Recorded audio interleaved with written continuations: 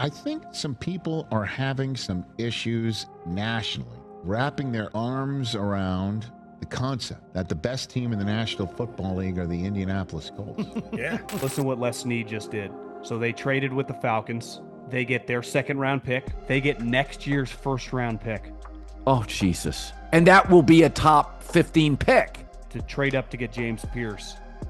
Colin, I think Holy that's I think shnikes. that's insane. The Chicago Bears are back in first place. Ben Johnson has turned around that culture, has implemented his program, and the Bears are playing unlike I've seen them play since maybe 2018.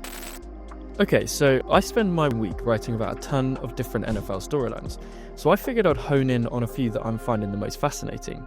Those would be Shane Steichen's wild transformation from hot seat to offensive mastermind, how the Falcons got a bit too high on their supply at the draft, and how much Ben Johnson is cooking in Chicago. Okay, let's get stuck in. First and foremost, I want to celebrate what is going on in Indianapolis. Yes, the reclamation project of Daniel Jones is fascinating and great to see, but the storyline that interests me even more than that is Shane Steichen. How often do we see coaches jump from the hot seat to strong coach of the year contenders in just a matter of months? He was legitimately being laughed at during the run-up to the season, being slated left, right and centre for his decision to proceed with Daniel Jones as his starting quarterback and not Anthony Richardson. But now the critics are silent, and Steichen should genuinely be viewed, once again, as one of the most exciting offensive minds in the entire NFL. The way he is scheming open guys with ease is incredible, and he has completely transformed Daniel Jones. Remember, this was a quarterback who only knew how to turn over the ball in his latter stages in New York, and just refused to pull the trigger. Now, Steichen has got Jones firing the ball into small windows over the middle of the field and unleashing dimes. Admittedly, some of the classic New York Jones mistakes and high sack numbers have come back a bit, but to credit the former Giants flameout, he's doing what every good quarterback needs to be able to do. He's putting the mistakes behind him and powering on, still delivering clutch throws in high yardage games, even in the outings where he is making mistakes. One of the reasons he is doing this and being willing to stay aggressive is because of how well prepared Steichen has him.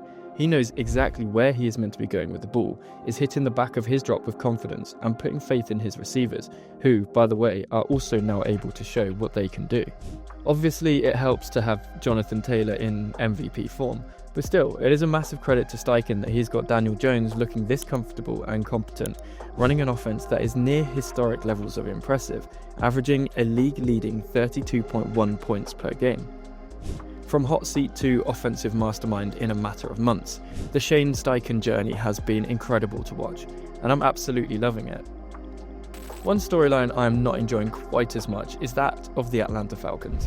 I know that it seems cheap and obvious to criticise an organisation once things have already fallen apart, but in this case I think it's fair.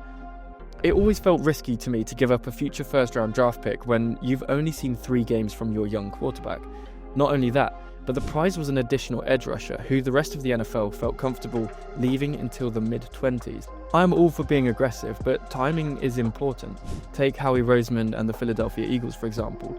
He has always gotten the timing right, trading away a first-round draft pick for superstar wide receiver A.J. Brown at a time when he felt his quarterback was primed and ready for a breakout, and then paying up for Barkley in free agency, and more recently this year with Jalen Phillips at the trade deadline.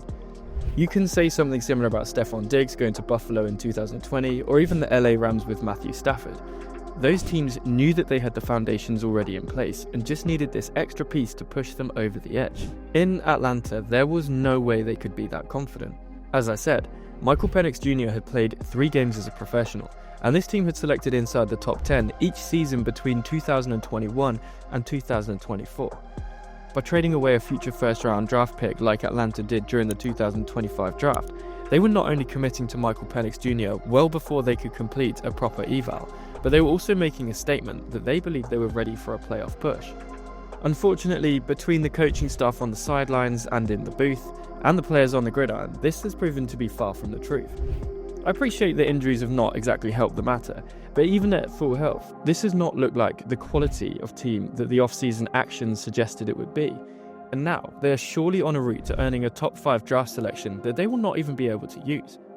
Meanwhile, the LA Rams, who certainly do know what a winning organisation looks like, could well be en route to a Super Bowl appearance and a top 5 draft selection all in the same year. if everything goes to plan.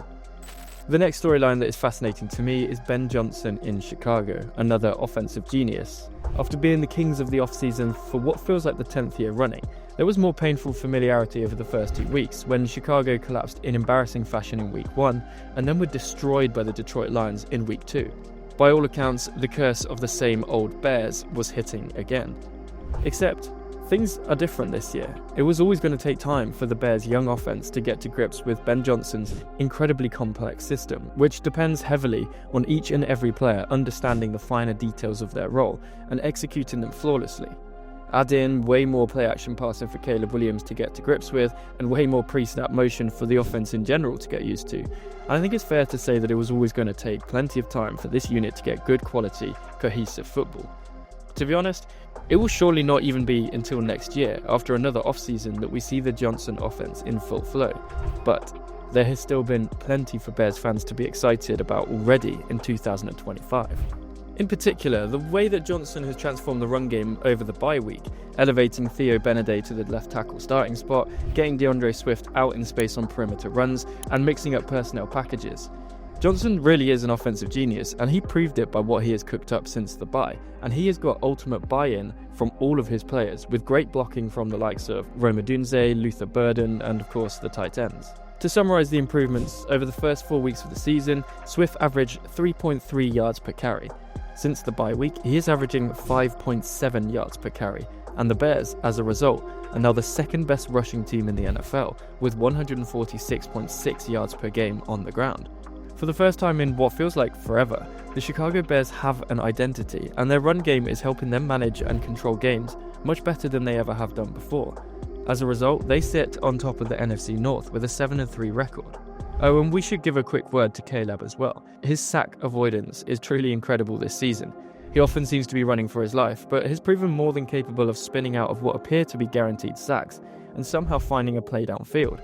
His high-end flashes are elite as a passer, and he always finds a way to outrun the defender, no matter who is chasing him.